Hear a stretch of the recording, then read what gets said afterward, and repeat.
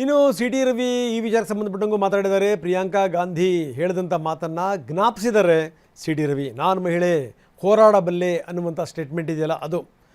ನಿಮ್ಮ ಸಂಪುಟದಲ್ಲಿ ಮಹಿಳೆಯರು ಎಲ್ಲಿದ್ದಾರೆ ಅಂತ ಪ್ರಶ್ನೆ ಮಾಡಿದ್ದಾರೆ ಸಿ ಟಿ ರವಿ.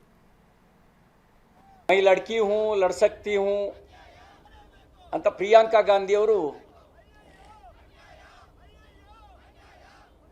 ಉದ್ದುದ್ದ ಭಾಷಣ ಮಾಡಿದ್ರು.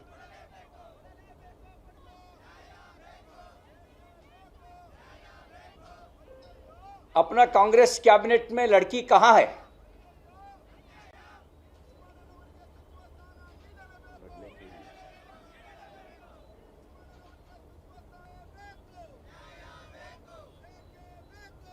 ಇದಕ್ಕೆ ಉತ್ತರ ಇಲ್ಲ. ಮಹಿಳಾ ಪ್ರಾತಿನಿಧ್ಯ ಇಲ್ಲ.